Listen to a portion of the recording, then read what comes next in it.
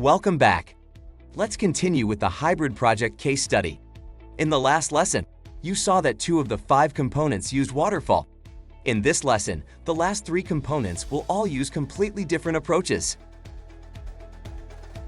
Before we consider the approach for ETL testing, let's see how the 2 report types will be tested. We'll start by looking at overnight reports. These are the same reports used on the legacy system and also on the new system, but with enhanced performance.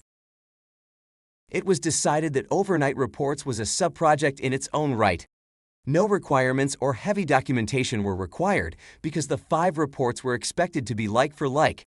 The only people who needed to get involved with this subproject were software developers and test analysts, maybe with some optional guidance from a designer. So they were left to their own devices to plan and implement the delivery. Overnight reports were created and tested one at a time until they were completed. Some performance and regression testing was also required near the end of the project, so this was effectively a made-up methodology. No management intervention was required.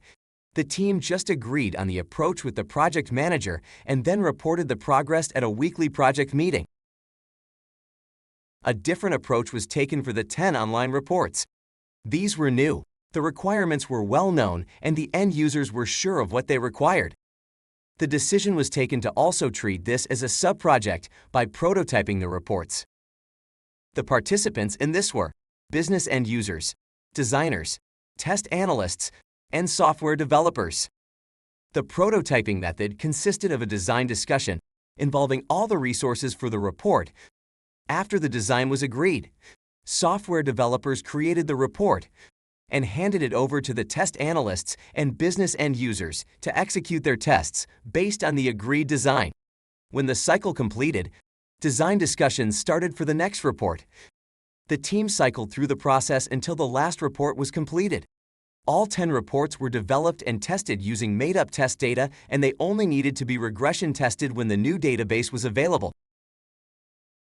Finally, we will look at the ETL. There are many ways in which this work could be approached, but in this case, it was driven by the design of the new database.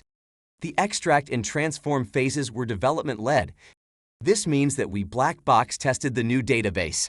It was referred to as black box testing because we tested the load process only and didn't look at the detail of how it was physically extracted or transformed.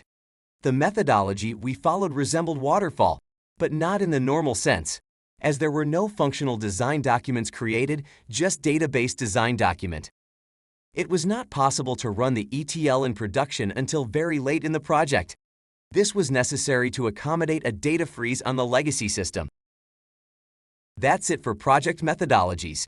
As you can see, these examples from the last 2 lessons really highlight that it's not always possible to use one methodology in a textbook fashion. In the next and final lesson, we will look at some tips and tricks of the trade. This contains contributions from a number of my test colleagues. I will see you there. Remember, all lessons are free, so please like this video and subscribe to the channel. It costs you nothing and allows us to keep creating free content for you.